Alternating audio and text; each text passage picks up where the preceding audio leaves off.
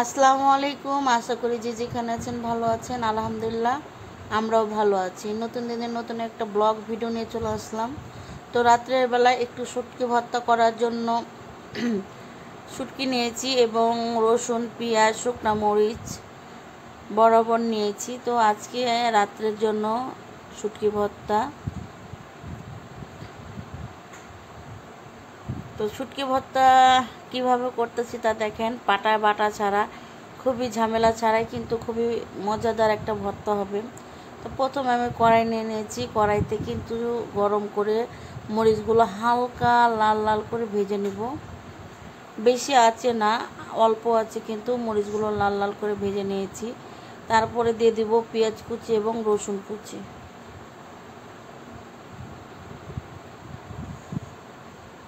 তো দিয়ে দিলাম রসুন কুচি এবং পেঁয়াজ কুচি। এখানে কিন্তু কোনো তেল ব্যবহার করি নাই, এমনি হালকা আঁচ দিয়ে ভেজে নিচ্ছি। তারপরে দিয়ে দিলাম আপনার বাঁশ পাতা, শুটকি পাতা।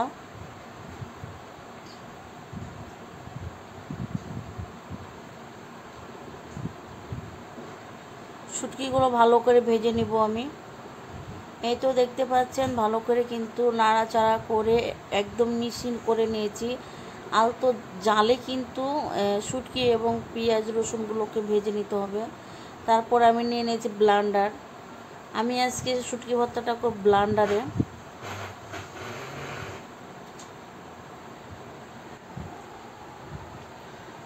ব্লেন্ডারে দিয়ে দিলাম আপনার শুকনা মরিচগুলো। তারপরে ব্লেন্ডার করার শেষে কিন্তু দেখতেই পাচ্ছেন কত সুন্দর হয়েছে শুটকি ভর্তাগুলো। তো এদিকে রাত্রে আমার ভাতিজা ভাত খাবে, তার জন্য পটল এবং ডিম অমলেট করে দিচ্ছি, কারণ বাচ্চাদেরকে তো আর ভর্তা টর্তা দিয়ে ভাত দেওয়া যায় না, তার জন্য। তো প্রথমে আমি পটলগুলো ভেজে নিয়েছি, তার জন্য তেলটা লাল হয়ে আসছে। ডিম পটল একসাথে ভাজা হয়ে গেল। তো আমার ভাবি আমার ছোট ভাতিজাকে খাওয়াই দিতেছে বসে বসে। আমি তার মধ্যে থেকে একটু করে ভিডিও করে নিয়েছিলাম। আর এদিকে শুধু আমরা ভর্তা দিয়ে ভাত নিয়েছি রাত্রের জন্য, শুধুই আমি ভর্তা। তারপর দিন কিন্তু চলে আসলাম দুপুর টাইমে, যখন আমি রান্না করতেছিলাম ঠিক তখনই ভাবলাম যে আপনাদের মাঝে একটু ভিডিওগুলো ক্লিপ করে নিই। বিশ্বাস করেন ভিডিও করতে একটুও ভালো লাগতেছে না। বাসার ভিতরে বাচ্চা অসুস্থ, নিজে অসুস্থ, আর বৃষ্টি বাদলের দিন রান্নাঘর ভিজে থাকে, এই জন্য আরও ভালো লাগে না। তো ছাদে রান্না করতেছিলাম, এদিকে আমার ভাতিজা ঘুমাইতেছিল। সে আবার ঘুম থেকে উঠে কান্না, ওর কান্না শুনে আমরা দৌড়ে আসছি। আর আম্মু গোসল করতেছে। তাইলে দেখেন প্রতিবন্ধী বাচ্চা থাকলে এবং মা প্রতিবন্ধী হলে কত কষ্ট। সবাই আমার ভাতিজার জন্য দোয়া করবেন।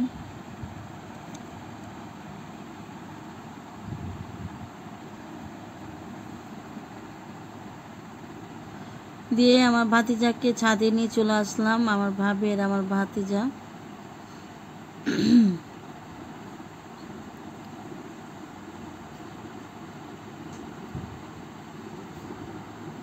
তো এদিকে রান্না চড়াই দিছি, একদিকে ভাতের পানি আর একদিকে আপনার সবজি বসাই দিব। তো সবজিটা প্রথমে সিদ্ধ করে নেব। হলুদ, মরিচের গুঁড়ো, ধনের গুঁড়ো, আদা রসুন বাটা, লবণ দিয়ে ভালো করে মাখাইয়া চুলাতে চড়াই দিছি, দেখতে পাচ্ছেন। আর এদিকে দেখেন এই বৃষ্টি হইতেছে, আবার এই মানে রোদ। তো এই গাছ, সাজনার গাছটা লাগাইছিলাম, মেহেদির গাছ লাগাইছিলাম, কিন্তু আমার ছাগলটা খেয়ে ফেলছে। গোবর ছিটাই দিচ্ছি জানি না খায়। মানে রোদ বৃষ্টি লেগে আছে, লকড়িগুলো মেলতে পারতেছি না, রান্না করতে খুবই কষ্ট হয়ে যেতেছে। এটা হলো সাজনা গাছ।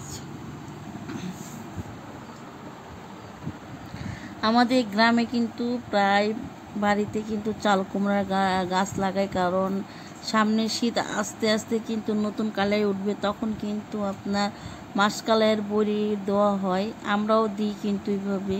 কিন্তু আমরা তো ভাড়া বাসায় থাকি, তার জন্য আর গাছটা সেরকম লাগাইতে পারি না। কিন্তু কালকে আমি আবার একটা গাছ লাগাইছিলাম, সজনে গাছ এবং মেহেদি গাছ। তো এদিকে আমি মাসকালের ডাল চড়াই দিছি আর ভাতের ব্লক চলে আসছে। আর আমার কালনিকে বেঁধে রাখছি, কারণ নিচে রাখলে প্রচুর ভেবায়। আর এদিকে কিন্তু আমার ছোট্ট মেয়েটা খেলতেছে একলা একলাই।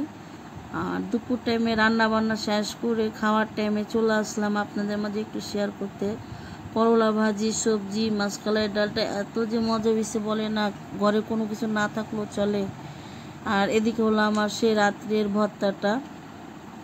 কালকে রাত্রে যেটা সত্য কথা, ঘরে কোনো সবজি ছিল না রান্না করার জন্য, সেজন্য শুধু ভর্তা বেটে নিয়েছিলাম ব্লেন্ডারে, দিয়ে রাত্রিবেলা খাওয়া দাওয়া করেছি। এই ছোট্ট ভিডিওটা এখনও যারা একটা লাইক কমেন্ট করতে ভুলে গিয়েছেন, প্লিজ লাইক কমেন্ট করে দিবেন। আপনাদের একটা লাইকে কিন্তু আমার চ্যানেলটা অনেক গ্রো হতে পারে। একটা কমেন্ট করে দিবেন যেন আমি আপনার পরিবারে চলে আসতে পারি। এটা হলো আমার ছোট্ট ভাই, সে স্বপ্নতে চাকরি করে, এর আগের ভিডিওতে দেখেছি। সে প্রচুর পরিশ্রম করে, একটার পর একটা কাজ দেয় তাকে, কারণ সে প্রতিবন্ধী, কথা বলতে পারে না। যারা চালাক তাদেরকে দিয়ে কিন্তু একটা কাজই করায়, আর যারা একটু বোবা এবং একটু সমস্যার ভিতরে তাদেরকে দিয়ে কিন্তু প্রচুর কাজ করায়।